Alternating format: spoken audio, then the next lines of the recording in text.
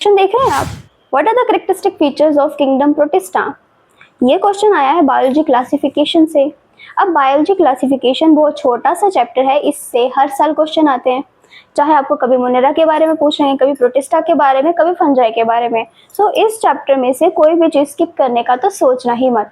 ठीक, तो चलो आज वीडियो में ही ना मैं तुम्हारा एक टूर करवाती हूँ। टूर के साथ साथ पढ़ाई भी हो जाएगी। जब भी आप प्रोटिस्टा सिटी में एंटर करते हो तो उसके मेन गेट पे होता है एक सिक्योरिटी गार्ड। वो चेक करता है इस किंगडम प्रोटिस्टा में आने वाले जितने भी ऑर्गेनिज्म हो ना, वो सिंगल सेल्ड हो और यूकैरियोटिक हो। अगर ऑर्गेनिज्म सिंगल सेल नहीं है, यूकैरियोटिक नहीं है, तो वो किंगडम प्रोटिस्टा का है ही नहीं। समझ आया इतना? अच्छा, फिर इसके बाद अब जितने भी जीव इस प्रोटिस्टा में रहते हैं वो एक्वेटिक होते हैं। इनका हैबिटेट पानी में ही है, पानी से बाहर नहीं है। ठीक है, ये आपके जर्नल कैरेक्टरिस्टिक फीचर है जो इंट्रोडक्टरी पोर्शन होता है ना प्रोटिस्टा का, उसमें दिए हुए हैं। अब आप बात करिए, प्रोटिस्टा में इनकी फ्लैजिला होते हैं, सीलिया भी होते हैं, एंड किसी किसी में प्रेजेंट नहीं होते हैं। सो that means this is the introductory portion of protista. अब प्रोटिस्टा के बारे में जर्नल तो हमने पढ़ लिया, लेकिन प्रोटिस्टा के जीवों के बारे में पढ़े, यानी कि इस सोसाइटी में रहने वाले डिफरेंट तरह के लोगों के बारे में हम पढ़ते हैं। तो अब हम बात करेंगे गोल्डन फैमिली के बारे में। गोल्डन फैमिली में सबसे पहला अजीबोगरीब जीव आता है chrysophyte, which is a golden algae. Chrysophyte में तुम्हें दो एग्जाम्पल दी है, डायटम्स की एंड डेस्मेट की। अब गोल्डन कौन है बेटा? गोल्डन है तुम्हारा desmid, which is also known as algae. ठीक है, गोल्डन एल्गी। ग्रीन एल्गी तो सुना था, लेकिन गोल्डन एल्गी दीदी पहली बार सुन रही हूँ। मैं भी पहली बार सुन रही हूँ, कोई बात नहीं। अब एल्गी बेटा, एल्गी का काम क्या होता है? एल्गी आप कोई भी देखोगे वो फोटोसिंथेसिस तो करवाती है। ठीक है, तो आपको ये जो चीज़ आपको याद हो जाएगी कि फोटोसिंथेटिक है, कोई भी एल्गी है फोटोसिंथेटिक जरूर है। उसके बाद डाई एटम्स। यार ये डाई एटम्स फिगर दिख रही है, तो आपके डाई एटम्स कुछ इस तरह से होते हैं। अच्छा, क्राइजोफाइट ग्रीन एल्गी। एल्गी भाई आपको कहाँ पे मिलेगी? मॉइस्चर वाले एरिया में मिलती है ना, पानी में मिलती है। सो दैट मीन्स अगर diatom, desmid and chrysophyte की बात मैं करूं, ये ग्रुप आपका एक्वेटिक है, फ्रेश वाटर है। दैट मीन्स ये एक्वेटिक भी है और फ्रेश वाटर भी है। That is they are VIP. And हो क्यों नहीं भाई, गोल्डन फैमिली है। ओके, ये आपको याद रहेगा। फिर उसके बाद हम बात करते हैं डाई एटम्स। डाई एटम्स को हम ओशन का चीफ प्रोड्यूसर भी कहते हैं। अब इसको चीफ प्रोड्यूसर क्यों कहते हैं वो मैं आगे बताती हूँ। डाई एटम्स में क्या होता है बेटा, ये मैं डाई एटम्स की बात कर रही हूँ। डाई एटम्स की जो सेल वॉल होती है ना, वो इनडिस्ट्रक्टिबल होती है, मतलब उसको कोई भी डिस्ट्रॉय नहीं कर पाता। उसकी वजह से क्या होता है, after billions and billions of year बाद भी अगर डाई एटम हमारा मर भी जाएगा, नहीं रहेगा, तो उसके सेल वॉल दैट इज उसका घर तो रहेगा ना। अब वो घर जो है वो जमा होता जाता है एंड उसकी वजह से एक फिनोमिना कॉज होता है जिसको हम बोलते हैं डायटोमिशियस अर्थ। डायटोमिशियस अर्थ जो है ये सॉइल में प्रेजेंट होती है। अब उस सॉइल की वजह से इसको polishing, filtration of oil and syrups के लिए यूज किया जाता है। अब आप मुझे बताइए कि डाई एटम्स में जो सेल वॉल है वो इंडिस्ट्रक्टिबल क्यों होती है? बिकॉज इनके पास सिलिका की सेल वॉल होती है एंड सिलिका की सेल वॉल डिस्ट्रक्टिबल नहीं होती है। तो यही तुम्हें क्राइजोफाइट के बारे में पढ़ना था, तुम्हें समझ आया। अब डाइनोफ्लैजिलेट्स के बारे में, तुम्हें ये फिगर दिख रही है या ये तुम्हारी एनसीईआरटी की फिगर है। अब डाइनोफ्लैजिलेट्स को हम ऐसे याद करते हैं, डिस्को फैमिली। डिस्को फैमिली दीदी क्या बोल रहे हो आप, डिस्को फैमिली कैसे हो गई? अच्छा, ये आपको बंदा देख रहा है कैसे, है ना, एक हाथ ऊपर एक हाथ नीचे दिख रहा है ना। और डिस्को से हमारा मतलब है, तात्पर्य एक बहुत कैरेक्टरिस्टिक फीचर है डाइनोफ्लैजिलेट्स को याद रखने का, दैट इज इनकी प्रेजेंस ऑफ फ्लैजिला। दो फ्लैजिला प्रेजेंट होती है, एक तुम्हारी ट्रांसवर्स और एक तुम्हारी लॉन्गिट्यूडनल। अब एक तरफ तुम्हारी ट्रांसफर है, एक तरफ तुम्हारी लॉन्गिट्यूडनल है, तो क्या करेगा? डिस्को ही करवाएगी ना, फ्लैजिला डिस्को ही करवाएगी ना। सो इसको हम यहाँ से लिंक कर सकते हैं और हमें डाइनोफ्लैजिलेट्स याद रहेगा।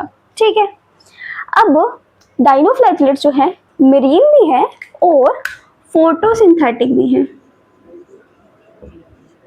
फोटोसिंथेसिस करते हैं।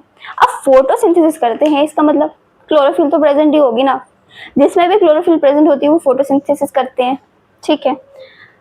Important characteristic feature of dinoflagellates is that इसमें प्रेजेंट होती है पिगमेंटेशन। अब जिस तरह की पिगमेंटेशन होगी उस तरह का इनका कलर होगा। 4 कलर दिए तुम्हें, रेड, और कहाँ गया red, red, blue, green, yellow. अब ये जो 4 कलर हैं इसमें से जो भी तुम्हारा फेवरेट है वो मुझे बताना कौन सा फेवरेट है। अच्छा, कभी कभी तुम्हारे एमसीक्यूज में ये आ जाता है कि what are the pigmentation of dinoflagellates, कौन सी 4 पिगमेंटेशन तुम्हारी एनसीईआरटी में बताई है, वो तुम्हें एमसीक्यू में आ जाता है। अच्छा, इसकी सेल वॉल जो है वो सेलुलोज की है, ठीक है, प्लांट्स में भी होती है, सेलुलोज की ही होती है, बट इसमें कौन सी है, इसमें सिलिका की है, ठीक। अच्छा, 2 फ्लैजिला हमने पढ़ लिया, हमने देख लिया भाई ये 2 फ्लैजिला इसको डिस्को करवा रही हैं। फिर डाइनोफ्लैजिलेट्स में एक डाइनोफ्लैजिलेट है जो कि रेड कलर का है, रेड डाइनोफ्लैजिलेट, जिसका नाम है गोनिओलक्स। क्या नाम है, गोनिओलक्स। ये एग्जाम्पल तुम्हें याद रखनी है, ओके। ये क्या करता है, ये आपके मरीन एटमॉस्फेयर में रेड टाइड्स करवाता है।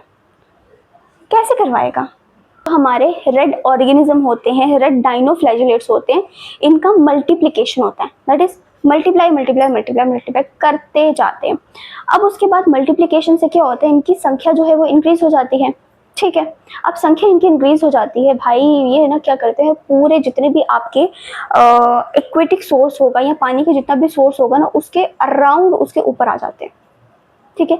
उसकी वजह से जितने भी आपकी जो जिसमें भी प्रेजेंट होंगे मरीन एटमॉस्फेयर में, पानी में प्रेजेंट होंगे, तो वो पूरी जगह जो है वो रेड दिखेगी, जैसे आपको दिख भी रहा होगा, ओके। अब किसी भी ऑर्गेनिज्म की अगर पॉपुलेशन ज्यादा हो जाती है तो वो सीक्रेट करती है टॉक्सिन। अब वो टॉक्सिन जो होती है एक्वेटिक लाइफ के लिए हार्मफुल होती है, तो एक्वेटिक लाइफ इसमें क्या होती है भाई, सो एक्वेटिक लाइफ इसमें हार्म होती है, ठीक है। ये हमारे this is the disco king, this is also the villain, okay. Dinoflagellates याद रहेगा, इजी लैंग्वेज में समझा रही हूँ, याद रहना भी चाहिए। हमारा यूग्लिनॉइड, यूग्लिनॉइड तो मैं से देख भी पा रहे हो। अब ये ऐसा ऑर्गेनिज्म है बेटा जिसको नहीं पता कि वो एनिमल्स में आता है या प्लांट्स में आता है, इसको खुद की खुद खबर नहीं है। तो इसके बारे में अब हम पढ़ते हैं और जानते हैं ये प्लांट है कि एनिमल है, और मैंने ये स्टेटमेंट क्यों बोली इसको ज़रा हम डिकोड करने की कोशिश करते हैं। तो बेटा यूग्लिनॉइड जो है ये फ्रेश वाटर में रहता है, ठीक है, और स्टेगनेंट वाटर में पाया जाता है। अब यूग्लिनॉइड जो है इसके सेल वॉल जो है ये सेलुलोज को छोड़ के आ गया, सिलिका वाली सेल वॉल को छोड़ के आएगा। अपनी और जितने भी सोसाइटी के लोग थे उन सबसे डिफरेंट इसने सेल वॉल रखी है, दैट इज पेलिसल की। अब क्यों, पेलिसल बेसिकली बेटा प्रोटीन रिच सेल वॉल है। मेरी स्टेटमेंट का आंसर यहाँ पे है कि सनलाइट में ये फोटोसिंथेसिस शो करता है और एब्सेंस में हीटोट्रॉपिक होता है। दैट मीन्स इसका न्यूट्रिशन कौन सा हो गया, इसका न्यूट्रिशन तो मिक्सोट्रॉपिक हो गया ना। कभी अगर सनलाइट होगी तो ये फोटोसिंथेसिस कर लेगा, अगर नहीं होगी तो ये हीटोट्रॉप। हीटोट्रॉप क्या होता है, जो अपने खाने के लिए दूसरों पे डिपेंड करता है। तो इसका कोई दीन मजहब नहीं है, इसको नहीं पता कि ये प्लांट है या एनिमल है, इसी रीजन की वजह से मैंने इसको बोला। अब आप यूग्लिनॉइड्स को देख सकते हो, यूग्लिनॉइड में क्या है, एक जो इसकी मूंछ है दैट इज फ्लैजिला वो छोटी है और एक फ्लैजिला इसकी बड़ी है, सो ये इसका आगे कैरेक्टरिस्टिक फीचर। एंड फोटोसिंथेसिस कर रहे हैं, इनमें क्लोरोफिल तो होगी, chlorophyll A and chlorophyll B इसमें बताई हुई है। एंड इसकी एक एग्जांपल आती है यूग्लिना, ठीक है, यूग्लिनॉइड का बस इतना ही है। अब हम आते हैं स्लाइम पे, ओके। स्लाइम मोल्ड को हम क्या बोलते हैं, मूविंग डिकम्पोजर। अब मूविंग क्यों दीदी, बिकॉज ये मूव करते रहता है, जैसे ना ऐसे ऐसे ऐसे विग्लिश मूवमेंट होती है, वैसे ये मूव करते रहता है।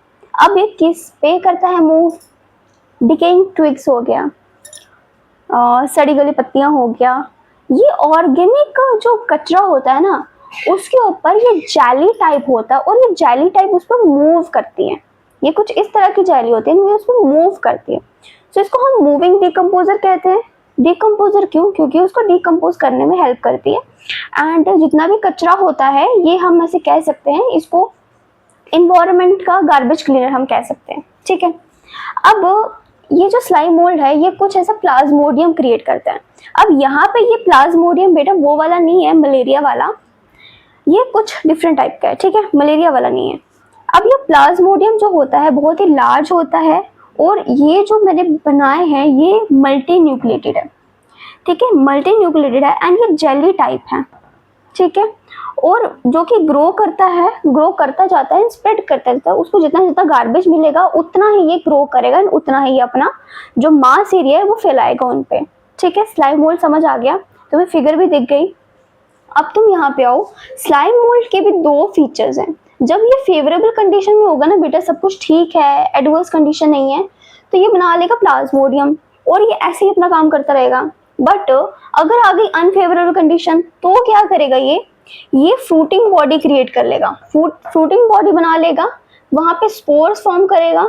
अब जो ये स्पोर्स होते हैं अनफेवरेबल कंडीशन में, ये स्पोर्स बहुत ही रेजिस्टेंस होते हैं, मतलब इनको फर्क नहीं पड़ता, अनफेवरेबल कंडीशंस में ये सर्वाइव कर जाते हैं। अब ये जो स्पोर्स होते हैं ये डिस्पर्स हो जाते हैं बाय एयर करंट, इसकी वजह से इनकी जो पॉपुलेशन है वो मेंटेन रहती है। तो प्रोटोजोन क्या है? प्रोटोजोन तुम्हारे एक ऐसा ऑर्गेनिज्म है जो कि एनिमल लाइक है। अब पूरी सोसाइटी में एनिमल भी तो होना चाहिए ना, तो उसका काम प्रोटोजोन करते हैं। प्रोटोजोन बेसिकली पैरासाइट्स होते हैं। पैरासाइट हमें पता है जो कि dead and decaying organic matter पे रहते हैं, या एक्टो होते हैं, एंडो होते हैं, है ना, हमें पता है। अब पैरासाइट की फॉर्म में ये हीटरोट्रॉप्स हैं, ये एक बात होगी। अब प्रोटोजोन जो है ना बेटा, उसको 4 ग्रुप्स में डिस्ट्रीब्यूट किया गया है। Amoeboid protozoan, flagellates protozoan, ciliated flagellates protozoan, ciliated protozoans and last में स्पोरोजोन्स, ठीक है। अब एमीबॉइड प्रोटोजोन क्या मतलब है आपको पता है, आप पढ़ के आए हैं, आपने एमीबा के बारे में तो पढ़ा होगा ना। It is also parasite, parasite है। अब ये जो है ना ये फ्रेश वाटर और सी में पाया जाता है, एमीबा की बात कर रही हूँ मैं, ओके। अब एमीबा का क्या है, हमें पता है उसके पास कुछ नहीं होता, वो सिर्फ एक सिंगल सेल्ड ऑर्गेनिज्म है एंड कुछ इस तरह से दिखता है। एंड ये क्या करता है, ये सीडोपोडिया फॉर्म करता है। अगर कोई भी इसके सामने फूड रखा होगा तो उसको खाने के लिए ये फॉल्स फूड बनाएगा, जिसको नाम हम देते हैं सीडोपोडिया। फॉल्स फूड बनाएगा और वो उसको एनगल्फ कर लेगा, ओके। लेकिन कुछ एक ऐसी आपको एग्जाम्पल दी है आपकी बुक में कि अगर मैं मेरीन एमीबॉइड की बात करूंगी, उनमें एक सिलिका शेल होगी, ये एमसीक्यूज में आ सकते हैं, ठीक है। उनके पास सिलिका शेल होगी और उसका नाम क्या है, उसका नाम इन्होंने दिया है एंट एमीबा, एंट एमीबा एक नाम दिया, ठीक है। एंट एमीबा के बारे में आप बीएससी 5th सेमेस्टर में बहुत डिटेल में पढ़ोगे, क्योंकि प्रोटोजोन्स है, पैरासाइट है, पैरासाइट की एक अपनी एक अपना सब्जेक्ट है, वहाँ पे आप पढ़ोगे। अच्छा, फ्लैजिलेट्स के बारे में, फ्लैजिलेट्स बेटा F प्लस पैरासाइट यहाँ पे लिखा है। F क्या है यहाँ पे, अब ये फ्लैजिलेट्स प्रोटोजोन जो होते हैं ये फ्री स्विमिंग भी होते हैं, मतलब फ्री लिविंग कह लो, और पैरासिटिक भी होते हैं। इनको कोई होस्ट मिले तो ये पैरासाइट बन जाते हैं, अगर नहीं मिले तो फिर भी ये खुश रहते हैं। एग्जाम्पल, ट्रिम्पैनोसोमा। ट्रिम्पैनोसोमा फ्लैजिलेट साइज में फ्लैजिला प्रेजेंट होगी और ये स्लीपिंग सिकनेस कॉज करता है।